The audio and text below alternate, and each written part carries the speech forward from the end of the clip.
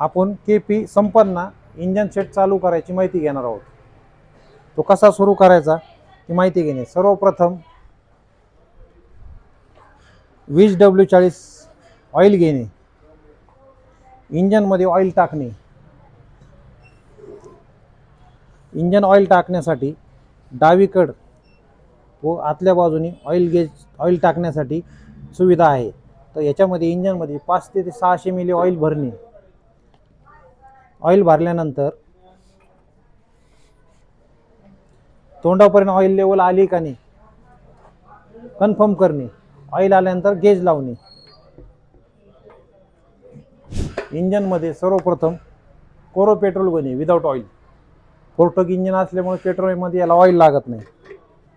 Cap खोलणे, अर्धा ते 1 litre engine सुरू होत्यास पेट्रोल असणं गरजेचं आहे। पेट्रोल टाकल्यानंतर वापरायची माहिती। हे जे लाल बटन आहे हे ऑन ऑफचं बटन आहे। हे वरती केलं तर बंद राहील, खाली केल्यानंतर ऑन राहील, सुरू राहील, इंजन सुरू राहील। चालू करते वेळेस बटन ऑन आहे का नाही हे खात्री करून घेणे। दुसरं, इंजनचा जे टाकीचा जो कॉक आहे ते पाठीमागे घेतल्यानंतर कॉक बंद राहतो, पुढे केल्यानंतर इंजनचा कॉक सुरू राहतो।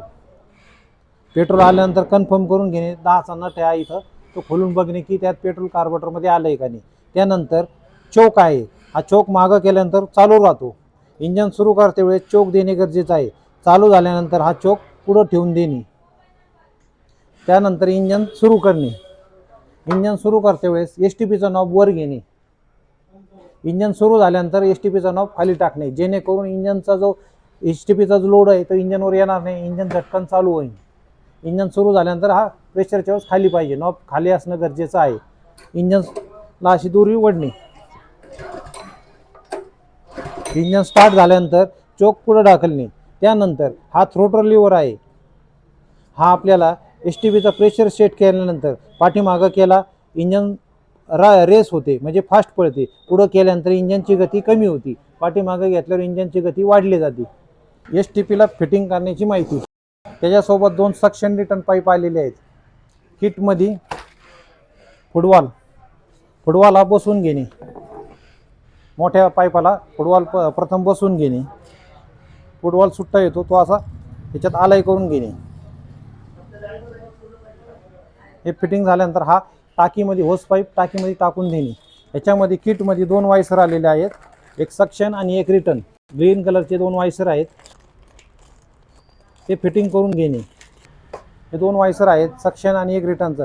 हे सक्शनचं वायसर मोठ्या ह्याच्यात बसवणे, छोटं वायसर रिटर्नच्या ह्याच्यात बसवणे, ही बसवायची पद्धत। वायसर टाकल्यानंतर हे इथं बसवून घेणे, या पद्धतीने बसतं। दुसरं जे आहे रिटर्नचा, हा इथं बसवायचा। फिटिंग करते वेळेस त्याच्यामध्ये वायसर आहे का नाही ते कन्फर्म करून घेणे।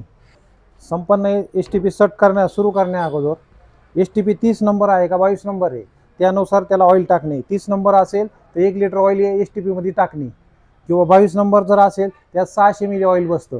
20W40 त्याच्यामध्ये ऑइल बसतं, ऑइल आहे का ते कन्फर्म करणे।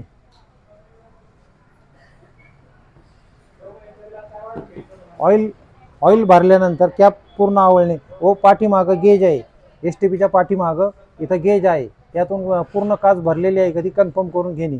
STP सुरू करण्या अगोदर 3 डब्या ग्रीसच्या आहेत, तिन्ही डब्यांमध्ये ग्रीस भरणे व रनिंगमध्ये आवळणे। STP घ्यायची काळजी।